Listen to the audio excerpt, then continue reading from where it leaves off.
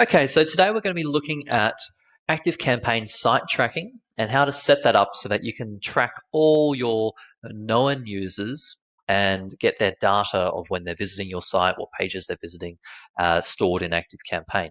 Now, the reason why I said known users is because ActiveCampaign has to know the user's IP address to be able to track that user and store all their website visits in your ActiveCampaign account.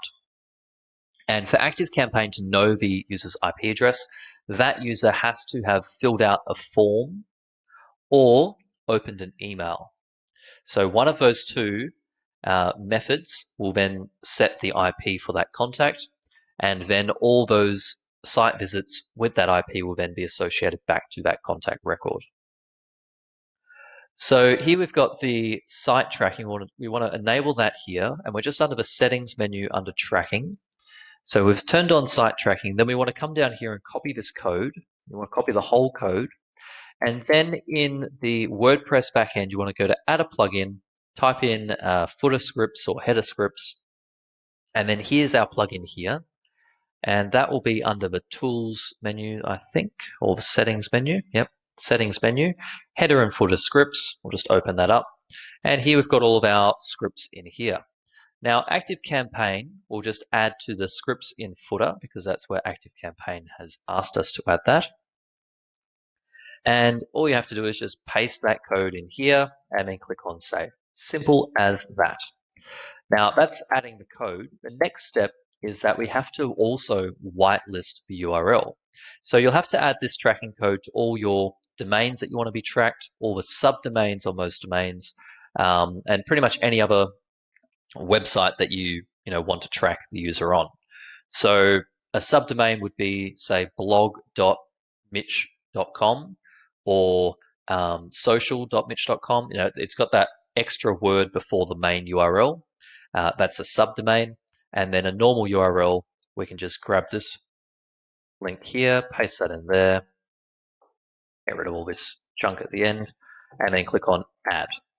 And then ActiveCampaign will then format that into the correct format that it likes, and it will get all the website pages that are after this URL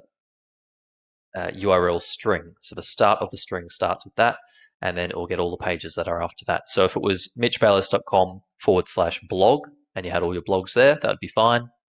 But if it was blog.mitchbayless.com, you would also have to add that as another subdomain in here. So we'd add that like so. Okay, site tracking is turned on. Yes, yes. Now, the reason why ActiveCampaign does that is so that people can't just grab your tracking code and put it on a whole bunch of spam websites and then completely ruin your website tracking in here. That would potentially be a massive issue and security breach. So that's why we have to whitelist everything. And again, if you change any of your website URLs, you will have to change them in here, particularly if you've got redirects, parked URL domains, etc. Have them all listed. Doesn't matter how many you have in here, just list them all, and then everything will be tracked nice and easily. So that's how to set up website tracking. Make sure you get the whitelist turned on.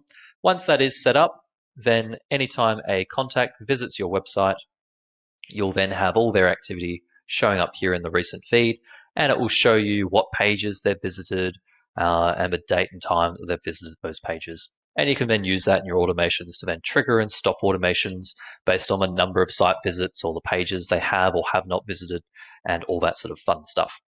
So that's really quite an advanced feature and one that most people don't set up from a get-go, and then you miss out on all this fantastic data that can really help propel your automations further. So I hope that's given you a quick rundown on how to set that up. It's really quick and easy to do. Take you 5 minutes to do it in your own website. And once it's set up, you don't have to change it, don't have to check it. It's always going to be running in the back end for you. Please leave a comment below if you enjoyed this video, if you found it useful. But I'd love to hear from you. And of course, I'll see you in the next video.